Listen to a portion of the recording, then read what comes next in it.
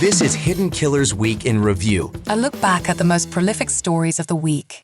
This is the Hidden Killers podcast with Tony Brueski. Featuring former FBI Special Agent and Chief of the Counterintelligence Behavioral Analysis Program, Robin Dreeke. We've learned more about the documentary that is being filmed for the Peacock Network that is going to be following around Asa Ellerup. That is the wife of the man who is accused of being the Long Island serial killer, the Gilgo Beach murder. Rex Heuermann is who I am talking about. Joining me to discuss this, and we've been talking about it for a few weeks, but some details have finally come out. We got some comments from Peacock, as well as some others who are in the part of developing this piece. Robin Dreeke, retired FBI special agent. This is interesting. I think one of the things that struck out to me immediately, because it just seems like such an absurd thing to say, is the documentary for Asa Ellerup, who's making about $1 million on this. They're trying to shade around how she's making it or not making it. We'll talk about that in a minute. But it's being made by 50 Cent and G-Unit Productions. You'll find him in the club, and now you'll find him following around Asa Ellerup.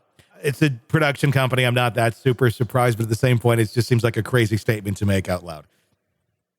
Yeah, it was kind of crazy. I'm still getting the whole her being followed and selling her story and having to follow around, because, when it comes to Asa, her new line of work, unfortunately, is being the wife of or ex-wife, if this goes that way, divorced wife of at least an accused serial killer, maybe eventually convicted serial killer. That's her new line of work. Yeah. Like it or not, this is exactly her role in life right now. And so, we're just talking about the Happy Face Killer and his daughter. That was her life role then, was to be the daughter of a serial killer. So like it or not, life sometimes thrusts things upon you, and you can either do something with it and make it a mouthpiece for good or not. And let's see what Asa does with it. So that part didn't surprise me on this one. I was kind of hopeful. I actually like the conditions. Yeah. They said that the money cannot be used for Rex's defense and things like that. So I like that. But yeah, who's producing it? That was interesting. I was a little bit surprised, but yeah, I mean, the conditions were laid out in here that Asa, number one, they say has no creative control over the document, which I think that is certainly one of the most important things in this. It's not going to be steered by her and I think sometimes when people are really trying to hide things, we've seen many docs where I think the individual that's being filmed thinks they're going to control this and they're going to control the narrative. Little do they know, by the time the thing is done, you just dug yourself into a pit to hell. I don't know what's going to happen here, but I like that part. But yes, you said the other part, the money cannot go to Heuermann's defense. I don't know how they actually control that technically, but that's what they're saying. And Peacock also not wanting to be in the area of saying, hey, we're paying a serial killer's wife to do a movie. They're saying, no, it's a licensing fee, which it is. I mean, yeah, I get it. That's how they're going to make that look well. But obviously, the optics are horrible. John Ray, who represents the family of Shannon Gilbert, one of the victims, saying reckless beyond belief in terms of participating in something like this.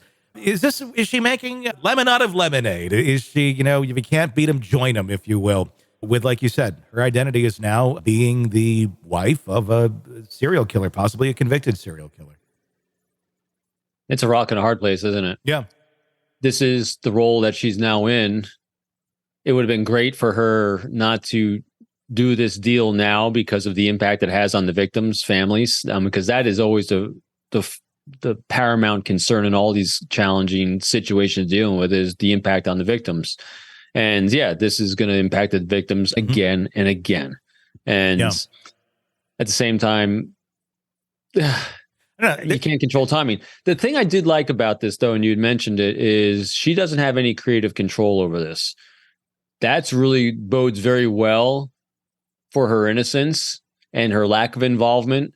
And if they do a good job, and if her story as being duped by him is compelling and transparent and obvious, then I think it'll bode well for her in the long run, but we'll see. But as for the victims' families, it's just going to be more pain, I think. Oh, without a doubt. And there's two other victims here that I think we overlook quite a bit, and that's the kids. Asa's two children.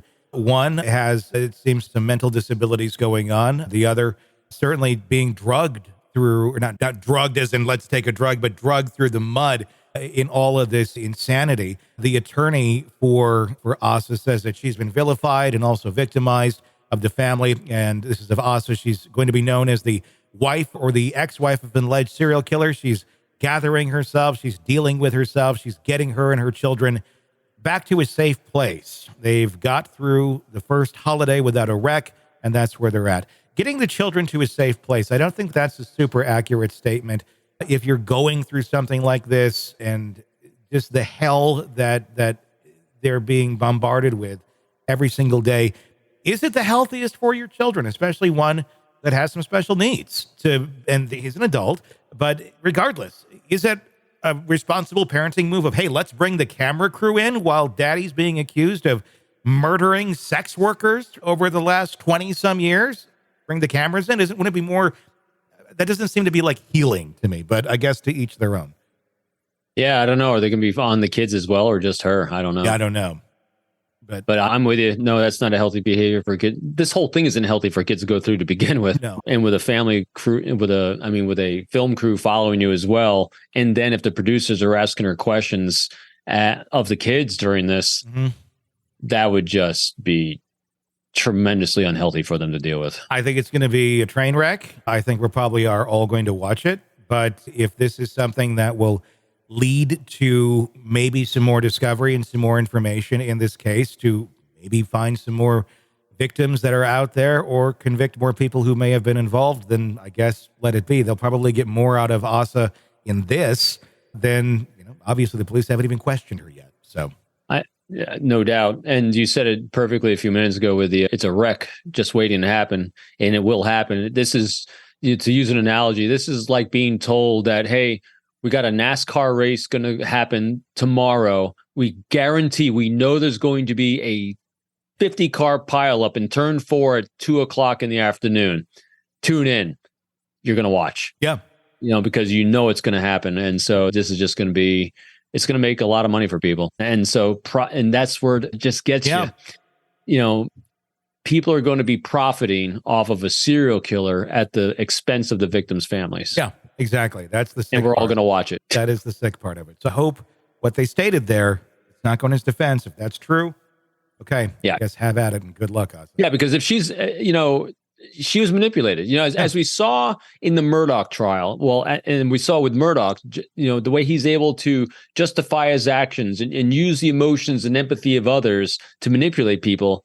Well, that's what Huerman does too. This is what psychopaths do. Yeah. They're able to take that skill set of pure predator and prey upon people. And if the documentary shows that Asa and her children were subjected to that, there will be sympathy there. So it'll remain to see what happens. All right, one more. We'll talk about Delphi. Oh, gosh. Jeez.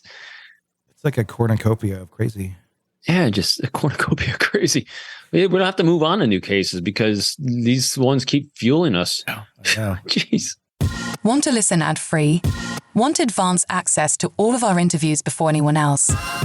Become a True Crime Today Premium Plus subscriber on Apple Podcasts. You get every episode commercial-free. So you can binge on true crime until you can binge no more. Search True Crime Today Premium Plus on Apple Podcasts now, or go to our podcast page and sign up now. More of the Hidden Killers podcast next.